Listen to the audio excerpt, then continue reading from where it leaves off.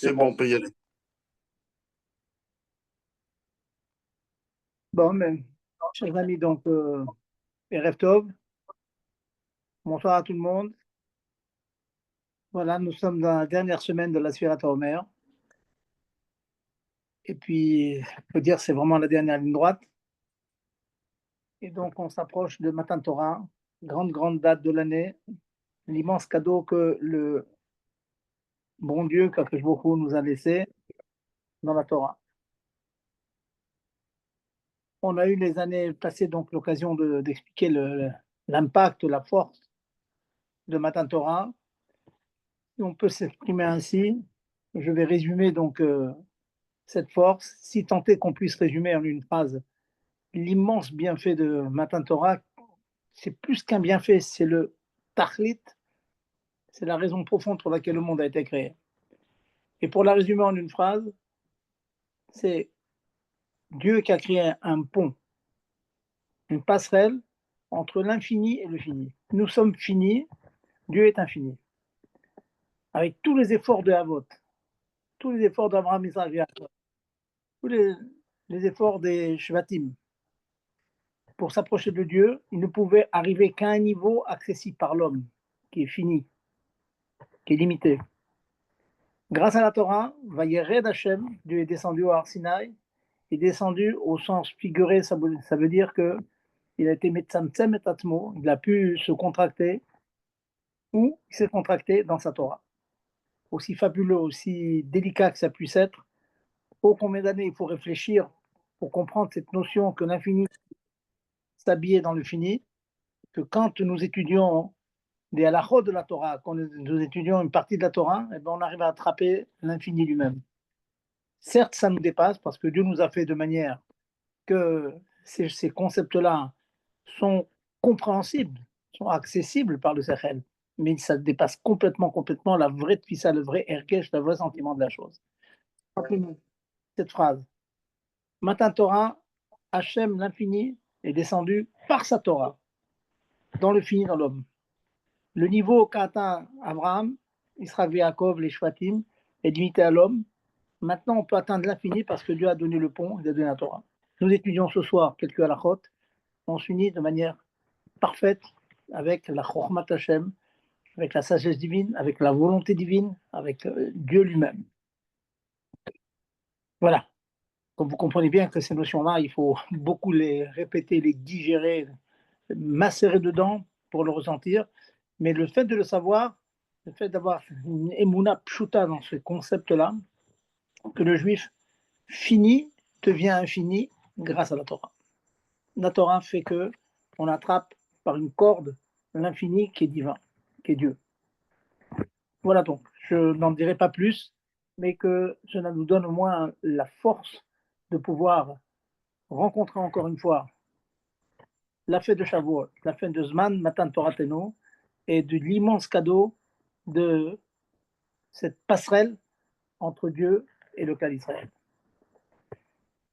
Je vais prendre encore quelques minutes avant de rentrer, donc il faut bien sûr parler de Halachot. Les Halachot, c'est Chokhmat Hashem. Depuis que le Beth Amikdash a été détruit, il ne nous reste plus que les Arbamot, que les quatre coudées de la Halacha. Donc il faut dire et répéter. Donc on va reprendre certaines notions dont on a besoin pour Shavuot, Abba, Alenu Letova. D'abord les particularités de Shavuot, à savoir le fait qu'on mange un repas à la vie, avec tout ce que ça implique, comme attention qu'il faut mettre. Il n'y a pas de problème de Vassar Bechalav. Et puis reprendre rapidement quelques halachot fréquentes et qui reviennent tout le temps sur le Yom Tov. Le point, comme je vous dis, dont je voulais vous parler, c'est un point sur Mère d'Archini, qui nous demande, qui nous interpelle dans la paracha que nous avons lue ce Shabbat, Béhar. La paracha Béhar, allons sur l'année de Shemitah. Tous ceux qui habitent en Eretz Israël savent ce que c'est que la Shemitah. C'est un effort fabuleux que Dieu nous demande, à savoir que nous cultivons nos champs, nos terres pendant 6 ans, et la 7e année, on s'arrête. Je dis toujours, je provoque mes amis, je leur dis, messieurs, il faut fermer boutique, Ça fait 6 ans que vous travaillez, vous fermez boutique et vous venez au collège. Et vous venez étudier. Très compliqué, certes, c'est très compliqué, ça peut nous dépasser, mais ceci est une chose qui est demandée par Dieu de manière simple, sans que nous ayons l'impression de faire waouh, l'effort mondial, national. Ah, je vais faire un effort, je vais fermer mon magasin pendant 1 an, après 6 ans de travail. Et pour cela, je voudrais vraiment vous amener quelque chose d'étonnant de cet effort que Dieu nous demande, que la Torah nous demande, d'avoir un bitachon, d'avoir une confiance absolue en Dieu. On est dans les bras de Dieu, il se débrouille. C'est lui qui se débrouille, alors que donc, on ne travaille pas pendant une année, on arrête de travailler. Oui, on s'assoit, on étudie et on attend que la bracha vienne. Alors, je vous lis 2 versets de la paracha de Béha. C'est dans le Pérec Rafé 25, c'est le verset Yutet 19. Je vous demande de respecter la Shemitah. Et alors, Venatna haaretz piria, la terre donnera son fruit. Va achaltem la sova, vous mangerez à satiété, en abondance. Vishavtem la vetach alea, et vous résiderez, vous y habiterez dans cette terre, la betach, en sécurité. Donc la Torah, elle nous dit, elle nous dit même pas, ne vous inquiétez pas. Elle dit faites la Shemitah. Et la terre va donner sa récolte. Quand elle va donner la 6e année, la 8e année, la 7e année. En tout cas, une chose est certaine, la terre donnera son fruit, vous allez manger en satiété, vous résiderez en sécurité. Il s'occupe, c'est Dieu qui s'occupe. Oh, je ne vais pas s'inquiéter. Et regardez le point que je demande que tout le monde ressente la chose. Le passouk suivant dit, le verset suivant, Vechitomru manochal. Et si vous demandez, lorsque vous demanderez, que va-t-on manger? Batna Hashevit, la 7e année. Ehen, voici l'eau nidra, elle n'est pas semée, ensemencée. Vélo n'est sauf, nous n'avons pas, il nous est interdit de ramasser les récoltes. Donc, c'est Dieu qui parle. Thomas Manochal, et il répond, Vetiviti et virkati, je diligenterai, donnerai des ordres à ma bénédiction, lachem pour vous, Bashana Ashishit, la 6e année, Ve'asat atvoa lishlosh Hashanim. Elle donnera une récolte pour 3 ans. 6, 7. Voilà la suite des versets. On vous demande de mettre le doigt sur ce qui est très étonnant. En première étape, Dieu nous dit la terre va donner son fruit, vous allez être en sécurité, point. Et seulement après, Hachem demande, et si vous demandez que va-t-on manger, alors je vais donner la bracha. C'est parce qu'on a demandé qu'on aura la bénédiction. Ça veut dire que si on ne demande pas, on n'aura pas la bénédiction. Comment ça fonctionne? Je répète encore, au début, vous êtes en sécurité, vous allez manger, je vous donne des fruits. Deuxième étape, et si vous posez la question qu'est-ce que l'on va manger, je vais ordonner la bracha. Donc ça veut dire que si on ne demande pas, on n'a pas la bracha. Eh bien, c'est exactement la réponse, exactement le contraire. Au contraire, la question si tu demandes que va-t-on manger, c'est une question bédiavad, a posteriori. Il n'eût pas fallu demander la question, une tomberon manochal, si vous demandez comment manger. Si vous ne posez pas de question, vous n'allez vous rendre compte de rien.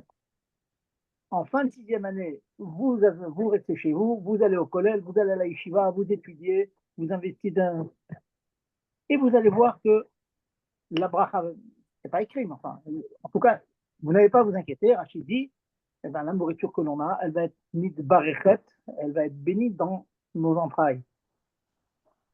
La quantité qu'il faut normalement pour 3 jours, eh bien, cette quantité, la, la, la mesure d'un jour, elle vous donnera une satiété, elle va vous rassasier, elle va vous suffire pour 3 jours. Mais c'est bon, c'est bon. Non, mais t'as vu, c'est pas du temps. C'est un peu faible. Ah bon? Ça veut dire qu'il n'y a pas, il n'y a pas à s'inquiéter. Il y a mal ça fait mal. Malgré tout. On entend, là. Gérard, dites, il y a des gens qui doivent débrancher leur... C'est intéressant, puis après. Gérard, Gérard, prévenez les gens qu'il y en a qui... On va s'arrêter. J'ai coupé le son là. Ah, très bien. Pardon. Pardon. Je demande à tout le monde de ne pas brancher leur micro parce que ça fait des échos. Exactement. Alors, donc, vous avez bien compris, ça veut dire que la Torah nous demande de ne pas poser de questions. Je m'occupe de vous. Vous allez voir, ceux que vous, qui est la 6e année, vous inquiétez pas, 6e, 7e, vous inquiétez pas, tout va marcher. Mais si malgré tout, vous posez la question, alors je vous envoie la bracha. Mais de toute façon, la bracha, elle était acquise. Tu n'aurais eu aucun souci. Tu aurais étudié, tu aurais vu que tout aurait bien marché. La maison aurait tourné, les enfants auraient tourné, les scolarités auraient été payées, tout marche bien. C'est seulement vous, pas votre question, que vous m'obligez à vous envoyer la bracha. Mais c'est une bracha qui n'est pas si bracha que ça. Je vais vous donner un exemple pour comprendre le moussad, le concept. Si vous posez la question, alors je vais vous donner effectivement une très grosse récolte la 6e année qui va vous servir les 3 ans. Mais ce n'est pas une vraie bracha. La bracha, elle a été dite avant, je vous la relis avant. Venatna respiria, la terre, elle a donné son fruit, ça vous suffit. Mais si quand même vous posez la question, ok, je vais vous donner plus, mais ce n'est pas du tout sûr que vous gagnez au change.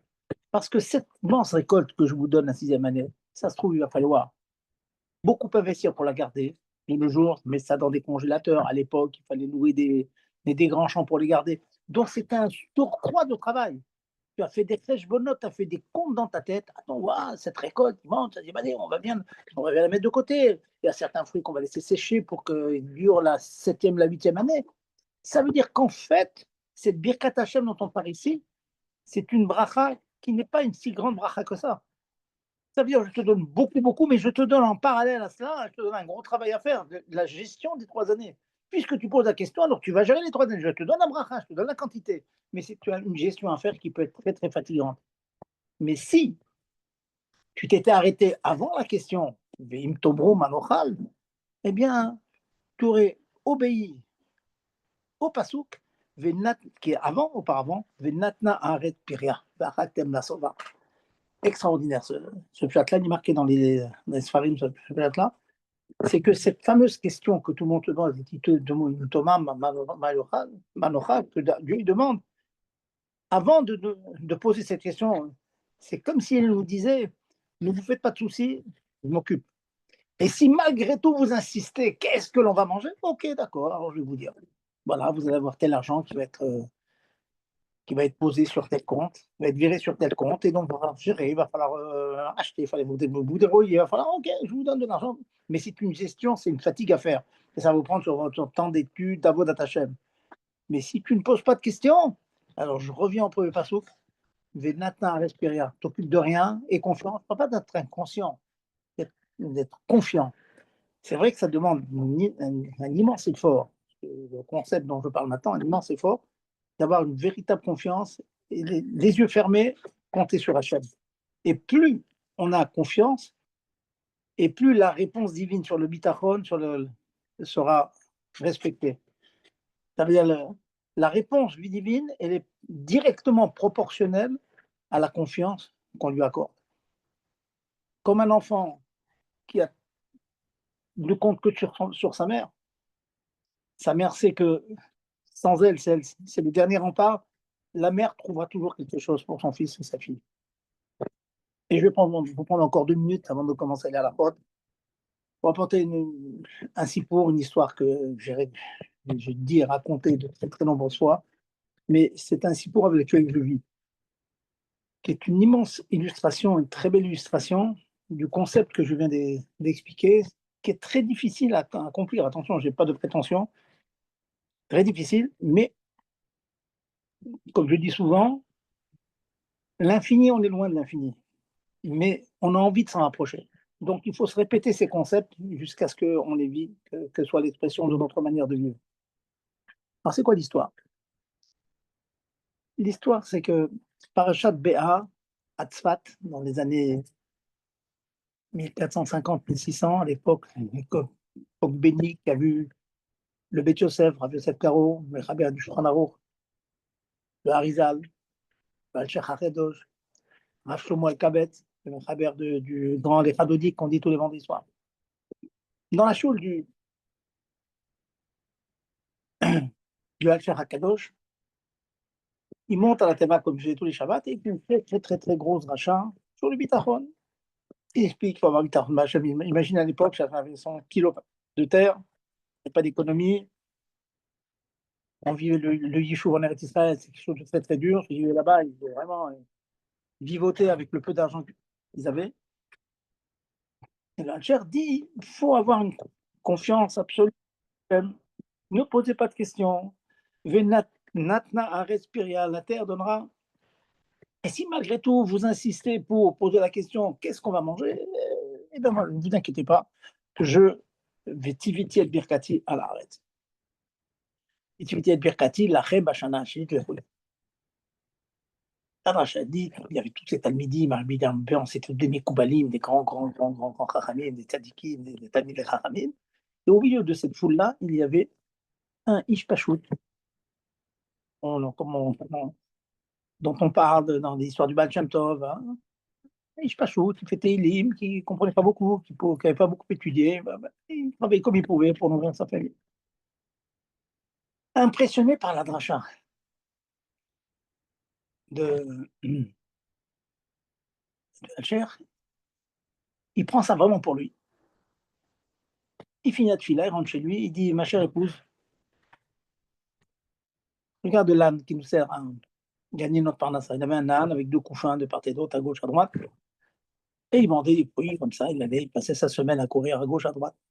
On va le vendre, ça va te donner de quoi vivre pendant de nombreux mois. Jusqu'à l'année prochaine, et puis on verra Bezat Hashem. Et ne me pose pas de questions, qu'est-ce qu'on va manger? La Torah, elle pose la question, et notre Rebbe, donc la charte, lui a dit, Vetiviti et Birkati, Dieu vendra. Et femme dit, mais tu es sérieux? Tu peux vraiment vendre là? T'as arrêté de travailler? Tu vas aller à la choule, tu vas faire tes élimes et tu dis un petit peu des Mishnayot. Il dit, oui, le rabbi l'a dit, tu vas avoir confiance, tu vas avoir confiance. Bon, une femme timide, simple, intègre. Bon, ok, si le rabbi l'a dit, si le Cheikh Hakadosh l'a dit, là, alors, pourquoi pas?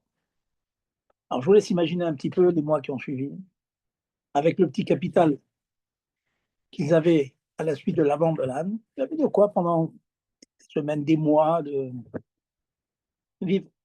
Mais les mois passés, 6 mois, 7 mois, 8 mois, ben, le capital commençait à fondre. Un jour, il rentre de la choule, notre racine, et il voit sa femme en pleurs. Il dit, mais pourquoi tu pleures, ma chère femme? Il dit, je pleure parce que bon, la voisine veut me parler. Elle me dit que mon mari, c'est un bâtard, il ne peut pas travailler, toi, on a la choule, qu'est-ce qu'il fait? Il n'est pas capable d'enseigner aux autres, qu'est-ce que c'est ça? Ah, ça m'a touché, et puis, finalement, c'est pas faux, je vois qu'il y a de moins en moins à manger, les enfants, ils sont maigres, etc. Ça continue, les mois passent, on arrive au 12e mois. On se rapprochait encore une fois l'année suivante de la parashat Behar. Il y a quelques jours de la parashat Behar de Rukotai, la femme encore en pleurs, et notre Assid, qui avait toujours sa confiance absolue dans les propos de son rabbi, il voit une forme, il était dans son khatser, une maison, c'est des petits, je ne sais pas si vous connaissez un peu de Sfat, c'est comme ça, c'est des maisons souvent bleues.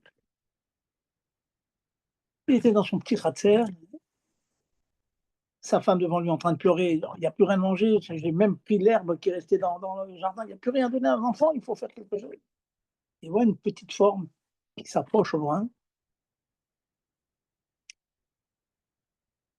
et il dit à sa femme, tiens, regarde, une petite forme, tu ne reconnais rien? Non, je ne reconnais rien. On va attendre un peu si on voit que cette forme s'approche.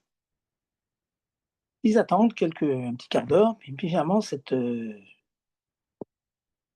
être qui s'approchait d'eux, il prend forme. Au bout de quelques minutes, ils rendent compte que c'était leur âne, leur mort, qu'ils avaient vendu, le peu de capital avec lequel ils avaient pu vivre pendant presque une année. Au bout d'un quart d'heure, l'âne épuisé, chargé avec ses 2 gros couffins à gauche et à droite, il arrive dans le khatser, il est retourné dans l'auge de son maître, hein, comme dit le passouk, mais bouche vers l'arbre, et il tombe épuisé dans le khatser. Notre chassid se précipite. Ah, mon âne, qu'est-ce que tu fais ici? Tu n'es pas chez ton propriétaire, que tu fais? Il ouvre quand même, de savoir ce qu'il y avait dans les couffins, dans de gros sacs. Et dedans, alors je vous laisse imaginer, il y avait des trésors incommensurables, et de l'or et de l'argent et des bijoux. Et tout le fait.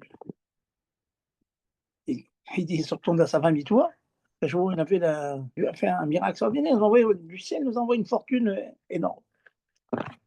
Je vous laisse imaginer, il prévient tous les voisins, il prévient le Rav, il dit le Rav, qu'est-ce que je fais avec cet argent? Est-ce que cet argent est à moi? C'est venu de ça. Certainement, il y a un propriétaire et tout.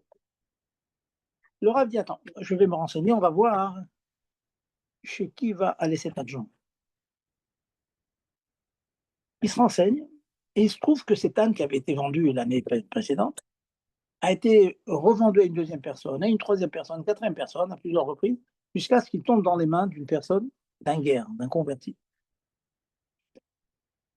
Et ce gars lui est arrivé, malheureusement, bon, il a fait du commerce. Vous connaissez un petit peu la région de Tzfat, c'est montagneux, il y a des fois des petits chemins extrêmement étroits, dangereux. Bon, ben, ça arrive comme ça arrive parfois. Il a glissé, il est tombé, il s'est retrouvé en bas de la falaise, il est mort. Et qu'est-ce qu'un âne fait lorsque il perd son maître? Eh ben, il retourne à ses maîtres d'antan. Il rebrousse chemin et après de nombreux jours de marche, il retourne chez ses premiers propriétaires. Ce détail, c'est un guerre. Pourquoi j'en parle? Parce que un guerre qui n'est pas marié, qui n'a pas d'enfant, ce sont les guérim, quoi. Ce sont les seules personnes dans le cas d'Israël qui n'ont pas d'héritier. Quelqu'un qui n'est pas converti, il a toujours, s'il n'a pas des enfants, il a des frères, il a le père, le grand-père, les oncles. Ça n'existe pas quelqu'un qui n'a pas une famille aussi lointaine qu'elle puisse être. Lui, il n'en avait pas une famille. Il s'est converti, il n'est pas marié, donc il n'avait pas d'enfant. Donc, le Al-Shar Kadosh, il est possède le din que le chassid, c'est à lui que revenait cette immense fortune. Je vous laisse la suite. Il s'est engagé à faire une choule, à faire aider les pauvres, etc., etc., etc. Et quelques jours après, c'était Parashat Béar, une année après, et le Al-Shar HaKadosh, il remonte sur la Teva et il refait une dracha. Et si vous demandez comment on va dire, la dracha de tout à l'heure, et au milieu de sa dracha, il s'arrête et regarde le visage de tous ses élèves, les tzadikim, les mekoubalim, habillés en blanc. Il s'arrête avec un petit sourire. Il dit, mes chers élèves, mes chers talmidim banaï, je vois un étonnement dans vos yeux. Alors, on est étonné. Et je vais vous dire pourquoi vous êtes étonné. Vous êtes étonné parce qu'un miracle pareil, lorsque l'année dernière, j'ai fait cette dracha, hein, j'ai chauffé tout le monde, hein, j'ai été mésarès tout le monde, et que parmi tous ces gens que j'ai été mésarès, pour se travailler sur le bitachon, c'est une personne qui est un peu inculte, pas beaucoup étudié, qui disait à peine Teilim, mais pour lui, Akash Bokhu a fait un S, il a fait un miracle, mais pour vous, il n'a pas fait un S. Les acquiescent, oui, Rabbi, on veut savoir pourquoi. Alors, il leur a fait une réponse, comment dire, Khad Vechalak, aiguisée et bien lisse. Il dit, parce que quand j'ai fait la dracha, j'ai dit, Vim Toma Manochal. Ça veut dire quoi? Si vous posez la question, je vous dis, il ne faut pas avoir de questions parce que vous aurez la bracha. Je n'ai pas le moindre doute qu'avec tout le travail que vous avez fait sur vous, vous avez une émouna pshuta dans les propos que j'ai émis. Mais celui qui a cru à 100%, pas à 99,9%, le seul qui a dit, le rabbi, il a dit qu'on peut s'arrêter de travailler et Dieu enverra la bracha, qui a cru à 100%, il n'avait pas le moindre doute, zéro doute. Alors pour lui, Dieu, il a fait. Et c'était Kida, ça valait la peine. La leçon était là. Voilà, j'ai fini l'histoire, mais je demande que chacun cogite à cette histoire. Comme j'ai expliqué tout à l'heure, le bitachon, c'est proportionnel à la quantité de bitachon qu'on a. Combien on a confiance en Dieu, combien on est sûr et certain que ça va bien aller. Quand je dis ça va bien aller, ça ne veut pas dire que j'ai décidé d'être millionnaire, je vais être millionnaire. J'ai décidé que je vais avoir une maison, j'aurai une maison. J'en ai une de 2 pièges, j'en ai une de 20 pièges. Non, c'est pas ça le bitachon. Le bitachon, c'est j'ai un bitachon, j'ai confiance absolue que je vais vivre ma vie de manière normale, de manière épanouie. que ça va bien aller, qu'on va être assis, on va bien manger Shabbat, quand les fêtes, que nos enfants vont pouvoir aller à l'école en bonne santé. Pas plus, on n'a pas des désirs. Si maintenant Dieu décide qu'on fait partie des Yéridé Ségoula qui vont être riches et dans la Chorma et dans le matériel, bon, ça c'est une autre question. Mais de Baal Bitachon, comme vous savez, hein, je connais des gens qui sont vraiment pas riches du tout, mais un épanouissement dans leurs yeux, dans leur visage, dans leur famille, dans leurs enfants. Inversement, je suis chez des parents, chez des gens qui avaient tout. Hein. On a visité des villas, c'était des châteaux pratiquement. Et la villa était très belle, bien astiquée, etc., avec des majordomes qui s'en occupaient de tout. Mais les gens n'étaient pas heureux. Ils n'étaient pas heureux. Eux-mêmes, ils vont, tant qu'ils vont en arabe d'ailleurs, puis ils se confient, ils vous racontent leur manque, leur malheur. Donc voilà, le bitachon, c'est la certitude qu'on va être heureux. Qu'est-ce que le bonheur? C'est une autre question. Le bonheur, c'est pas l'abondance dans tout, mais savoir que l'on a ce qui est bien pour nous, c'est Dieu qui décide ce qui est bien pour nous. Voilà, je finis ce point, c'est vraiment à méditer, hein, ce point, je voulais vous le dire, je savais que ça allait prendre un peu de temps dans le shiur, qui malheureusement se finit beaucoup trop tôt, mais après cette paracha de bitachon, donc il fallait quand même revenir sur le concept de bitachon. Pensez bien, donc il faut avoir bitachon, il faut être sûr, et des gens qui sont sûrs, il y a une réponse. Alors maintenant, je vais revenir, donc on est à quelques jours de Shavuot, comme j'ai dit, c'est la jonction entre le fini et l'infini. Donc, on va rappeler quelques minagim, quelques usages de Shavuot et quelques halachot, et puis je vais écouter vos questions. Certainement, vous avez des questions. Alors, je vous rappelle rapidement qu'on a un minag très, très, très connu de manger des ma'achale halav, de manger des aliments lactés, hein, de halavi. Je vais vous citer quelques raisons, de nombreuses raisons qui ont été données par nos chachamim sur cela. Une des raisons, c'est qu'à Shavuot, on amène des deux lechamim, hein, de pain qui étaient apportés, c'était un korban, une procédure, etc., de pain, de lechamim. Et donc, pour rappeler qu'on a apporté deux pains bien distincts, on mange de la viande et du halav. Et comme l'obligation, c'est qu'on n'a pas le droit de manger du bassari et du halavi dans le même repas, donc ça nous oblige à faire deux repas et donc deux fois à motzi. Bien qu'à Alpi Halacha, on n'est pas obligé de faire deux fois motzi, mais en tout cas, c'est le concept d'avoir deux repas bien distincts. Et comme on va expliquer tout à l'heure, quand on passe de la viande du halavi au bassari, il faut changer de table ou changer de nappe, etc. etc. Donc c'est un autre repas, un rappel des deux lechamim qu'on a portés au Beth Amikdash. Une autre évoquée par nos Hachamim, c'est que vous savez que avant que la Torah soit donnée, ils mangeaient des animaux non shrités. C'était nevela, c'est interdit. Donc les kelim qu'ils avaient, les ustensiles n'étaient pas cachers. Donc après le don de la Torah, il fallait qu'ils mangent cachers.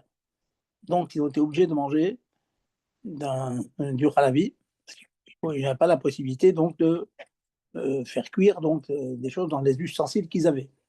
Ça, c'est une autre raison qui a été donnée par nos Hachamim. Une autre raison qui a été donnée, c'est que vous savez que à Shavuot, troisième raison, donc, il y a eu la mort, la ptira de David Améler. Et quand le roi, quand on perd quand on perd quelqu'un, avant l'enterrement, on est onen, on a un statut de onen. Et le onen n'a pas le droit de manger de la viande. Onen, ça veut dire un endeuillé avant l'enterrement. Et donc, le cas d'Israël avait le statut d'endeuillé, onen, on était onanim. Et donc, ils n'avaient pas le droit de manger de la viande, donc ils ont mangé du halavi. Troisième raison qui a été donnée. Il y en a d'autres, hein, beaucoup. Je finis avec une quatrième encore. Baruch Hashem, les Baalé Agada donnent beaucoup de raisons. Chacune est intéressante en soi. Il est ramené dans les Midrashim que Moshe Rabbeinu a été sauvé des eaux le jour de Shavuot. Or, vous savez que Moshe Rabbeinu, il a refusé d'allaiter, de prendre des Nochim, des Égyptiennes. Toute sa vie, il n'a pris que du lait de Yehudim. Et donc, pour fêter cette chose-là, pour marquer cette chose-là, que Moshe Rabbeinu a eu le souhait de toujours prendre du lait Yehudi, hein, c'est seulement du lait chameau, du lait Yehudi. Et donc, on mange pour se rappeler donc que Moshe a été sauvé et a gardé cette pureté absolue depuis sa naissance, donc on mange des mets lactés. Voilà donc le rappel donc de ce minag de prendre des mets halal. Ensuite, maintenant, je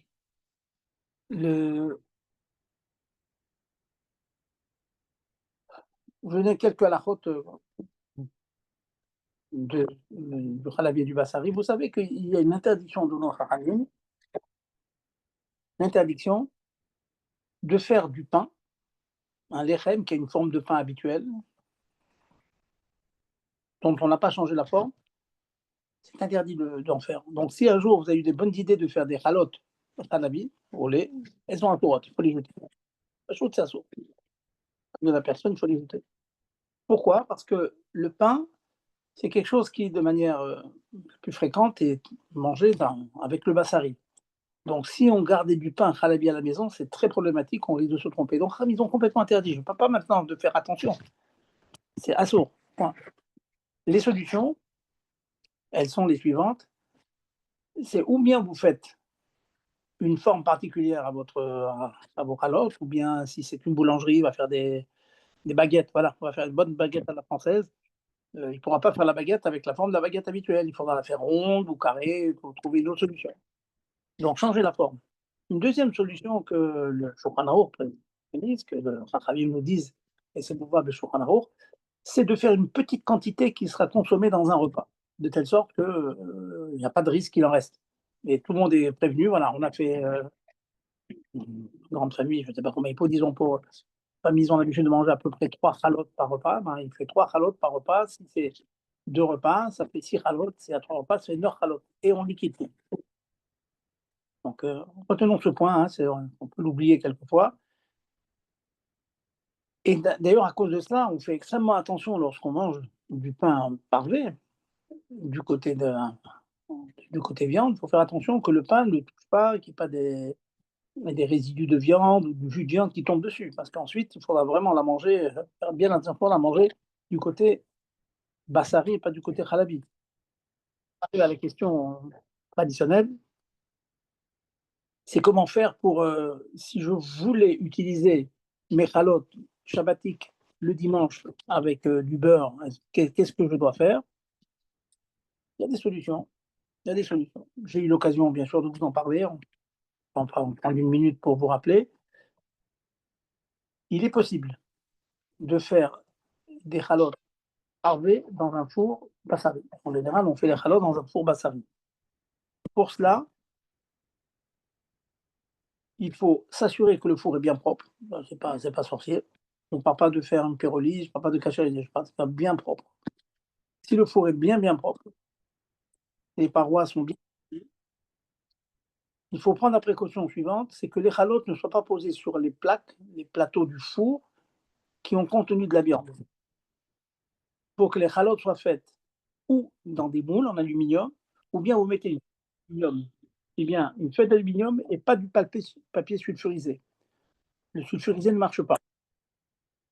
Vous voyez, quand il y a de l'huile, d'ailleurs, ça traverse, donc ça ne marche pas. Par contre, le papier aluminium, il est imperméable, ça ne traverse pas. Donc, en 2 mots, je résume.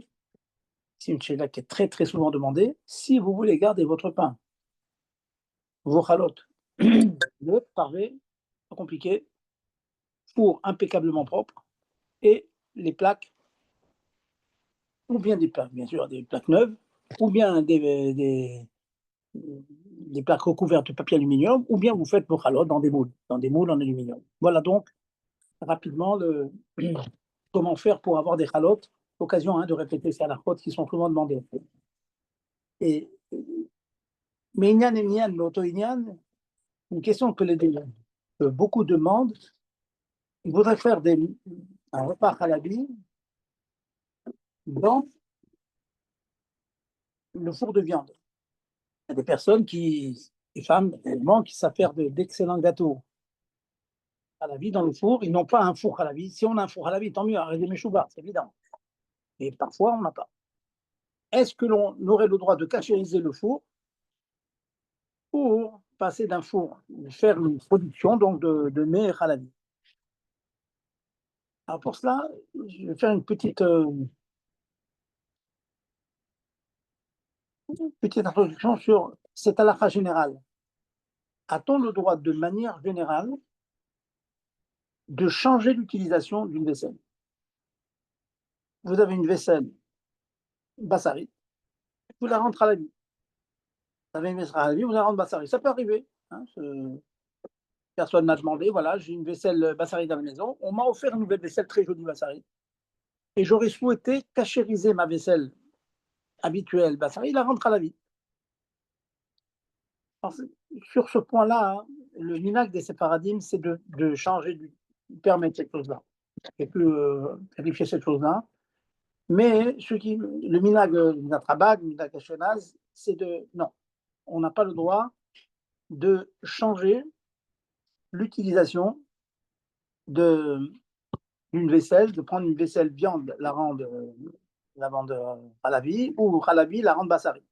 Ça, c'est interdit. Alors maintenant, les questions qui sont demandées, ok, certes, c'est interdit. Est-ce qu'il y a des moyens? Alors, je vais vous donner des cas où, effectivement, il nous est permis ça peut être permis donc de changer. Quels sont les cas qui vous l'ont permis? Alors, le premier cas qui est marqué dans les poskim, c'est dans le cas où la vaisselle, par accident, serait devenue taref. Dans la mesure où, quelque part, on s'est déconnecté, ce qu'on appelle, on a été messiardat. On a été messiardat de la chose, donc on pourrait la transformer, la bassari en khalavi ou l'inverse. Mais le cas le plus fréquent, le plus ramené, c'est si la vaisselle en question, vous la mettez de côté pendant 1 an. La Charaïm estime, comme ça, il y a une espèce de guédère qui a été donnée, qu'une vaisselle que l'on n'a pas utilisée pendant 1 an, on se déshabitue de l'utiliser et on peut changer l'utilisation. Attention, une erreur que j'entends très souvent, on attend 1 an et la vaisselle se cachérise. Pas du tout, du tout, du tout. Je ne dis pas ça du tout. Si vous avez une vaisselle qui est restée 10 ans chez vous, une vaisselle taref par exemple, ou une vaisselle de viande, elle est restée 10 ans sans utilisation, c'est complètement interdit de l'utiliser sans la cachériser. Le passage, l'attente d'une année, ça permet de nous déshabituer de son utilisation, mais ça ne la rend pas cachère. Attendre 1 an, ça ne rend pas cachère. Bon, il y a des chitotes sur ça, mais c'est clair que la halakha ne retient pas. Donc, après avoir attendu 1 an, disons après Pessah, on va dire, après Pessah, voilà, vous avez une vaisselle de côté, 1 année après, vaisselle de viande. Ça, c'est un bon cas, voilà. Vous avez acheté de la vaisselle pour Pessah, elle est devenue bassari, et puis vous l'avez mis de côté, puis le Pessah d'après, vous décidez, je voudrais la rendre khalavi. Ça, vous avez le droit. Parce que comme ça, on a attendu 1 année avant de la réutiliser, donc on s'est déshabitué de l'utiliser du côté viande, et donc on ne risque pas de mélanger. C'est le deuxième cas. Donc, premier cas, je vous disais, si la vaisselle est devenue taref, on peut changer. Deuxième cas, si on a attendu 1 an. D'ailleurs, on m'a demandé, imaginez qu'un cas qui rentre dans ces deux que je viens de citer, imaginez qu'on vous offre une vaisselle. La famille, des amis vous donnent, j'ai une vaisselle, elle n'est pas neuve, elle est utilisée viande, je vous la donne. Cette vaisselle, vous-même, vous n'avez pas l'habitude de l'utiliser. Donc, si cette vaisselle, vous auriez l'intention de la cachériser pour la rendre, changer d'utilisation, la rendre khalavi, vous avez le droit. Parce que vous n'avez pas l'habitude, votre famille n'a pas l'habitude de l'utiliser viande. Donc, il n'y a pas de risque d'embrouille, pas de risque de se tromper. Donc, encore une fois, le troisième cas, si on reçoit une vaisselle en cadeau, elle peut être viande ou lait, vous avez parfaitement le droit de la cachériser et la mettre dans l'utilisation que vous voulez. C'est quand même intéressant comme halakha, comme éther. Donc, il y a des solutions et je sais que dans de nombreux cas, ça peut bien aider des fois d'avoir toute une vaisselle comme ça, des casseroles, toutes sortes de choses comme ça. Le dernier cas où on permet aussi, c'est dans le cas où on voudrait utiliser donc la vaisselle viande, disons, on va dire le four. Voilà, c'est plus palpable, c'est un cas très concret. J'ai un four de viande, j'ai pas le droit de le cachériser pour le mettre lait, mais est-ce que je pourrais le faire, on va dire, rapagno, pour une fois. Ça veut dire, je le cachérise, puis je vais pendant une journée, une fois qu'il est bien cachérisé, je ne suis pas dans une droite de cachérisation. Hein, je suppose que vous savez cachériser le four, la pyrolyse, pour le... Voilà, on a cachérisé comme il faut. Donc il est devenu parvé.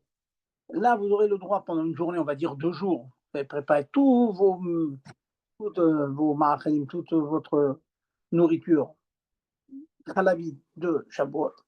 Une fois que tout est fini, alors il n'y a pas de risque de dire voilà, j'ai rendu le four, le halabi, les enfants ne sont pas au courant, il y en a qui ne sont pas au courant, moi je ne suis pas au courant, je peux m'embrouiller, il n'y a aucune embrouille.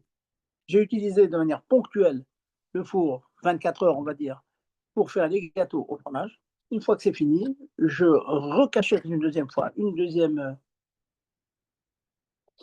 cachette. Je le remets donc neutre, quoi, je recachérise, et il redevient viande. La base de ce éther dont je vous parle, c'est le pain. Le pain en question. On avait dit de faire du pain halavi, c'est interdit, mais si on fait une petite quantité, donc il va être consommé rapidement, le risque d'oublier, de manger avec du côté viande ou l'inverse est pratiquement inexistant. Donc j'utilise cette même svara, cette même logique pour dire pareil aussi, puisque de manière ponctuelle, j'ai caché le four, j'ai changé d'utilisation pour quelques heures, hop, je finis tous mes mets à la vie et je le remets bassari. Voilà donc encore un petit rappel de sur le halavi et le bassari. Encore un petit rappel, je pense que tout le monde est au courant, mais bon, il faut toujours te répéter, hein. El mezarzim, el al mezrazim. Hein, c'est des questions que même des gens habitués me reposent souvent, donc j'en profite pour les passer tout en revue. Le temps d'attente, bon, pour la viande et le poulet, on attend 6 heures, bien que dans Shulchan Aruch, il y a beaucoup de chitotes. Je peux vous rappeler un éther intéressant, malgré le fait que nous avons l'habitude d'attendre 6 heures après la viande ou le poulet. Première chose, les 6 heures se comptent à partir de l'arrêt de la consommation de viande. Si vous avez arrêté de manger la viande à 2 heures de l'après-midi, disons, et le repas est fini, on a traîné à table, on a délivré Torah, on a chanté, etc. Et on a fini le repas à 5 heures de l'après-midi. On ne compte pas les 6 heures à partir de 5 heures de l'après-midi, le moment du Birkat Amazon. On compte à partir de la fin de la consommation de viande. Donc 2 plus 6, ça fait 8. Donc à la limite, vous pourrez faire Birkat Amazon à 5 ou 6 heures de l'après-midi. Et 1 heure ou 2 après, à 8 heures du soir, les 6 heures après la viande sont passées, vous mangez de... Donc on compte à partir de la viande elle-même, pas du repas. Ça c'est un.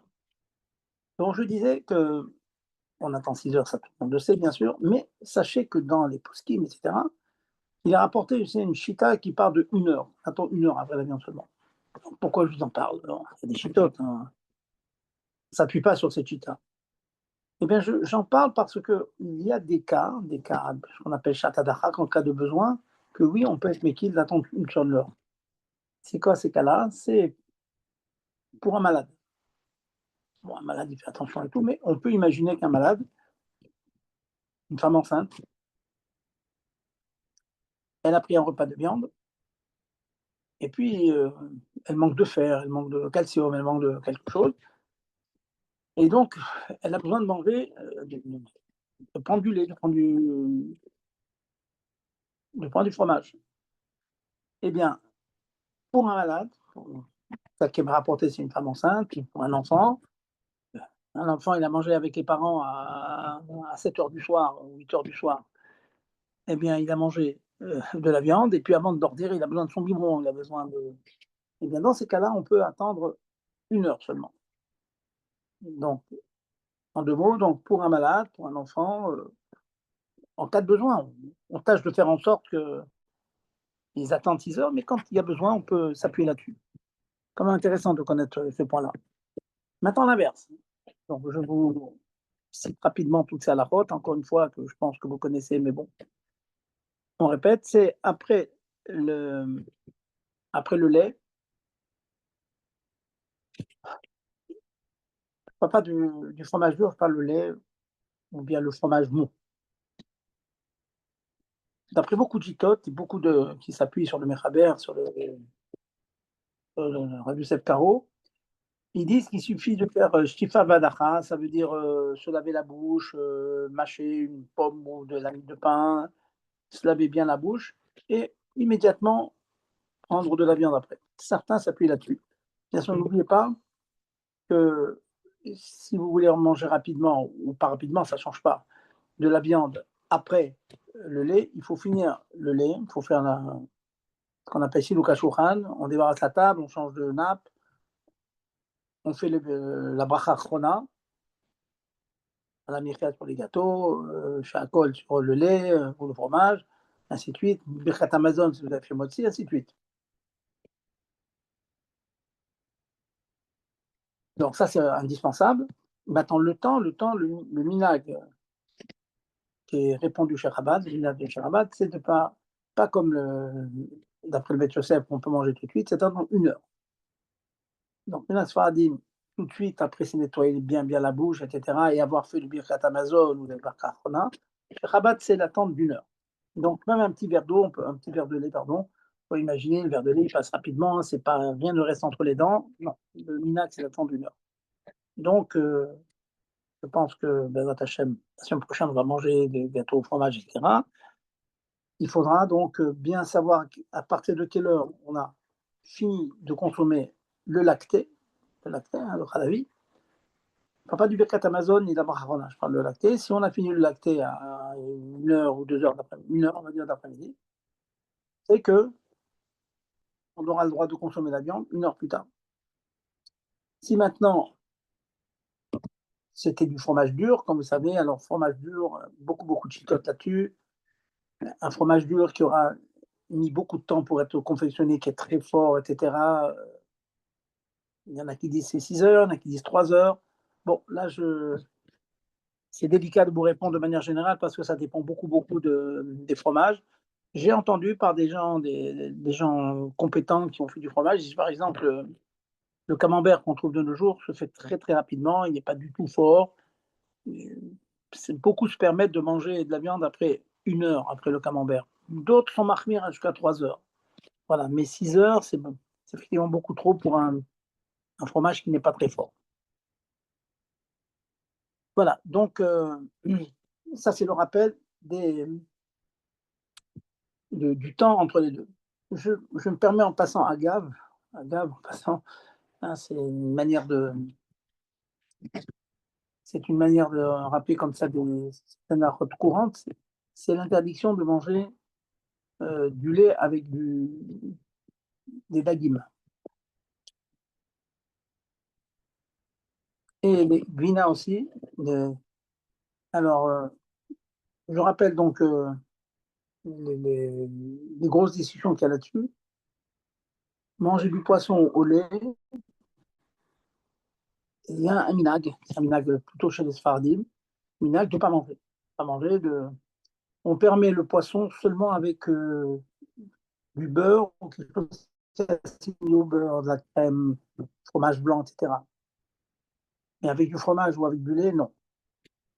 Sachez que très nombreux pouskim, le Chach, le Taz, le Darke Moshe, c'est le Rama, ils disent qu'il y a une erreur d'un sofer, ce qu'on appelle Taout Sofer dans les mots du Bet Yosef, et que non, tout ça c'est permis.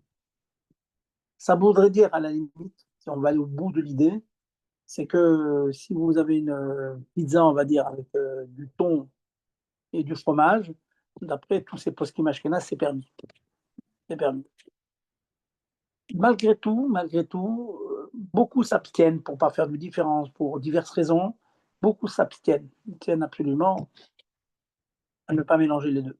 Bien qu'encore une fois, je vous dis, grand poskim de Charles Le Tas, c'est vraiment des sommités à l'Afrique, qui disent que c'est une erreur, qu'il n'y a pas d'interdiction. J'ai vu, je crois, dans une lettre du Rabbi il y a très longtemps, qui disait que pour marcher d'après tout le monde, par exemple, si ça arrive une fois que vous avez un mec comme ça qui a été fait avec du poisson et du lait ou du fromage, c'est d'ajouter du beurre, comme une espèce de tikkun, comme ça. Ça peut exister, ces choses-là. Au moins pour pas jeter la chose, pour pas s'en débarrasser. Voilà. Alors, euh,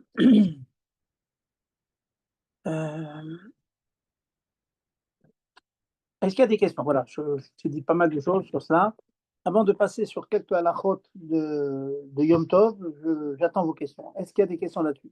Allez-y, n'hésitez pas. Bonsoir. Bonsoir. Ah, pardon. Bonsoir, Allez-y, Rav. madame. Merci. Rav, j'ai souvent entendu parler qu'il était question de faire 5 heures révolues pour la consommation de halavi, c'est-à-dire de terminer les 5 heures et de pouvoir manger du halavi dans la 6e heure. Ou est-ce que c'est vraiment 6 heures révolues, s'il vous plaît? Alors, je vais vous dire, ça existe, ce que vous dites existe. Il y a certains des diukim dans les poskim, ça existe, mais si vous voulez, la aura, l'enseignement le plus répandu, c'est d'attendre 6 heures révolues. Mais D'accord, donc si on termine la viande à 14, on ne peut pas en manger avant avant 20 heures. 20 heures. Voilà, exactement. Et non pas à 19h01. Voilà, absolument. Maintenant, si vous entendez que certains le font, des gens qui connaissent et tout, ils ont sur qui s'appuyer. Oui, j'ai souvent entendu parler de ça et Ils ont sur qui s'appuyer, c'est mais l'occasion de vous poser la question. voilà. Donc, bon, comme toujours, vous savez, hein, il y a le Baruch Hashem, Ken Yirbu les marloquettes, les divergences d'opinion. C'est ça qui fait notre force, les divergences d'opinion. Bien sûr, Baruch Voilà. Hashem. Allez-y, Très bien. je vous écoute. Bonsoir. Je Oui, voulais vous demander, vous savez, comme vous avez parlé du four tout à l'heure, maintenant, vous savez, l'air fryer, là, vous avez deux fours en un. Je sais pas si vous avez vu, vous connaissez l'air fryer, j'imagine. Il y a un bac en haut et un bac en bas qui sont complètement séparés l'un de l'autre. Est-ce que dans l'idée, on pourrait en faire un de chaque? Ou est-ce que il n'y a pas de simanim qui va, les bacs, que ce soit le premier en haut, c'est les mêmes? Est-ce que dans l'idée, ce serait faisable? Pour vous répondre, il faudrait que je connaisse bien la météo. Je peux imaginer, imaginons par exemple, qu'il y a une espèce de cube voilà, en haut, hein, le contenant, C'est quoi. un bloc où dans le bloc, vous avez Voilà, un deux bloc en compartiments haut, un bloc séparés. en bas. Et Voilà. si maintenant il y a un bloc en haut, un bloc en bas et qu'il n'y a qu'une seule épaisseur qui les sépare, ça peut poser problème. Mais je peux imaginer que les blocs, c'est deux blocs indépendants, avec un Ouais. pour les deux. Ouais, Si mais c'est une plaque en fer qui les sépare, hein. C'est pas, une plaque en fer, je sais pas comment dire, pas une étagère, quoi, une espèce d'étagère. non, mais j'ai bien compris, mais ça veut dire que l'étagère ne fait pas n'est pas c'est pas le bas du bloc. Il est indépendant. Il y a un bloc qui est posé sur cette étagère, et autour, il y a encore un autre bloc. C'est ça que vous dites. Exactement, exactement. Je pense que comme cela, il faudrait que je vérifie quand même, parce que des fois, dans la météo, dans les faits, on voit que ça peut Je dépasser. vous enverrai une photo à l'occasion pour Et voir. si c'est comme vous dites, Yesh Makov. Yesh Ah Makov, ouais, ça serait faisable. oui, il y aurait une possibilité. Il faudrait que je vois, je n'ai jamais vu vraiment la chose, mais je pense que oui.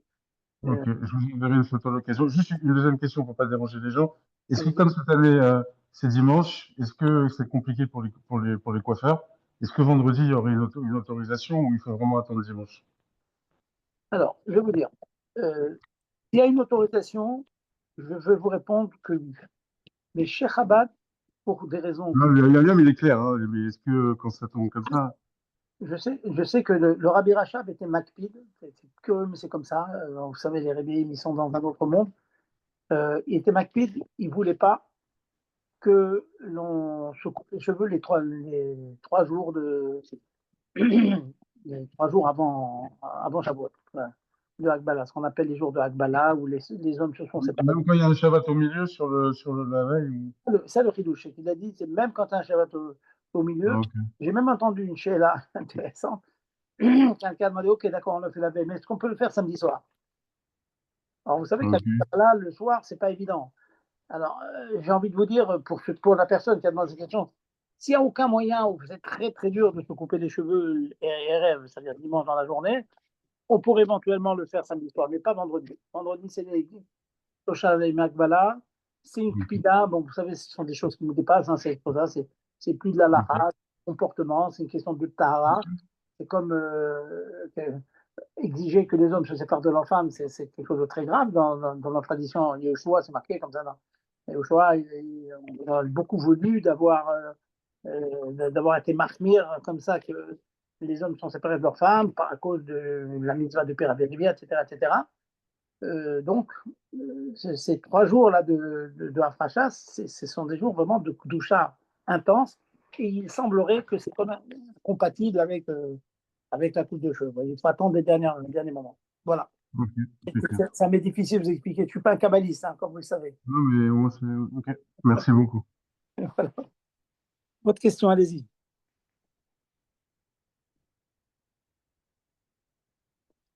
Comme il n'y a personne, juste une dernière chose. Allez-y, n'hésitez pas. Pas de molle et pas de dur. Quand tout à l'heure, vous avez dit le camembert, mais le camembert, c'est mou. C'est plutôt du gruyère, par exemple, assez dur, ou je sais pas, moi, du comté, ou Oui. comment on différencie pâte molle et pâte dure?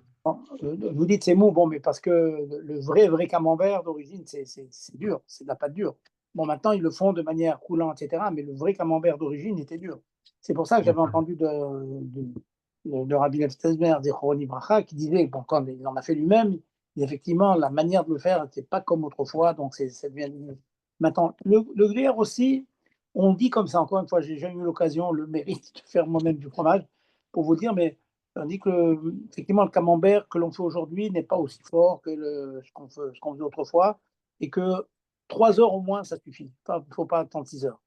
Donc, vous me demandez alors quels sont les fromages sur lesquels on attend 6 heures. Peut-être, c'est les bombelles, vous voyez, les fromages suisses ou bien de Hollande, qui restent encore des fromages qui ont beaucoup de temps pour le faire et qui ont un goût très fort.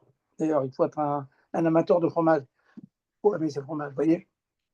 C'est ça, mais sinon, la grande majorité, pas besoin d'attendre 6 heures. Ok. Allez-y.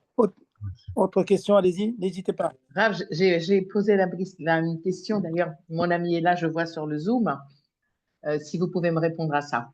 En fait, l'obligation de manger de la viande pour Yom Tov, moi j'avais pensé qu'on pouvait éventuellement, dans la mesure où on va manger de la viande dimanche soir, Bezrat Hashem, il était possible lundi midi de faire juste un repas de poisson, parce que dans les 24 heures de fête, nous en consommons s'il y a des 2 repas quand même. Est-ce que c'est faisable ou pas? Et est-ce que vraiment l'obligation de consommer viande et vin pour Yom Tov, elle s'applique aussi si on en a mangé la veille? Pas. Pour éviter tous les problèmes de vaisselle, de repas, etc. Si on a envie de faire un bon repas de poisson avec du halavi en dessert, par exemple. C'est faisable ou pas, Yom Tov? Si on en a mangé la veille de la viande. Alors écoutez, je vais vous répondre. Dans la question, bon, je vais vous répondre comme un rave. Ça veut dire, je ne vais pas rentrer dans les conseils, il vaut mieux que. On part à l'akha pur et dur. À l'akha pur et dur, il n'y a pas une obligation. À l'époque du Beth Amikdash, on dit En simcha et la bebassar beyayin. Ça veut dire que la simcha, l'ordre de simcha, le tzivou de simcha, c'était avec du vin et de la viande. C'est obligatoire. De nos jours, on n'a pas le Beth Amikdash, malheureusement. Il va très très bientôt être construit, mais pour l'instant, on ne l'a pas. Donc, l'obligation de manger de la viande, c'est amen, c'est quelque chose qui ressemble vaguement à la simcha d'autrefois, bien que le vin y reste, parce que le vin, la simcha du vin, est indépendante de la simcha du Beth Amikdash. Donc, c'est pour ça que j'aime souvent répéter cette halakha que le rabbi lui-même répétait. Il demandait aux gens pendant Chol HaMoed, même pas de Yom Tov, de Chol HaMoed, de prendre au moins un révis de vin. C'était un chiyuv minatora pour le vin. Mais la viande, c'est pas un chiyuv, mais c'est un minhag Israël. Tout le monde comprend que la viande, c'est comme c'est meshoubach. Un vrai repas, c'est quand même avec de la viande. Alors, quelqu'un qui, comme vous avez dit, il a fait un gros repas, puis il va manger un bon poisson, un succulent, etc. Il n'a pas fait une avéra s'il ne mange pas de viande. Mais il manque, j'ai envie de vous dire, il manque quelque chose. Voilà, c'est ça la réponse. Et donc, à chaque Séouda? De préférence, voilà. Je ne vais pas vous dire, c'est pas chova, mais à chaque repas, ça peut être un petit morceau, vous voyez, donc pas obligé de prendre le morceau, mais gardez un petit morceau. Non, parce qu'on est toujours, on est face à ce petit, à ce problème. Enfin, c'est pas un problème, Alvaï, qu'on n'ait que des problèmes comme ça. Mais moi, je voulais vraiment vous poser la question parce que c'est vrai que faire un bon repas de poisson avec des laitages en dessert et arroser ça avec un bon vin, je veux dire, C'est vrai, c'est pas, on n'est pas vraiment quitte encore de la Séouda, quoi. c'est pas faux. Même si la veille, on a mangé un bon repas de viande. Encore une Parce fois, qu'on est dans la même journée, en fait. On est dans la même journée. je vous reprends, madame. Je ne dis pas qu'on n'est pas quitte. Attention, ne faites pas. Je n'ai pas dit qu'on n'est pas quitte. Je dis il manque quelque chose. Vous voyez, je n'ai pas dit qu'on n'est pas quitte. Parce que bon, il n'y D'accord. a pas un chiyuv, il n'y a pas un chiyuv donc dire qu'il n'est pas il y a de manger 2 repas, Yom Tov. La preuve, c'est que si on a oublié Yalé Vayavo, on recommence le Birkat Amazon. Donc l'obligation, il y a d'obligation de manger du pain. Maintenant, si dans ce repas on n'a pas mangé de viande, on ne peut pas dire qu'on a transgressé quoi que ce soit, mais il manque quelque chose. Et je n'en veux pour preuve que le fait, par exemple, toutes ces halakhot que l'on vient de rappeler, toutes ces halakhot, vous voyez bien qu'elles sont basées sur le fait de la séparation, etc. Donc vous voyez que Minhag Israël, depuis Doré Dorot, c'est de manger de la viande. C'est pour ça qu'on en parle tellement, vous voyez. Alors c'est vrai que bon, j'ai envie de vous dire, quelquefois, on peut imaginer que bon, c'est plus pratique pour diverses raisons, on peut le faire.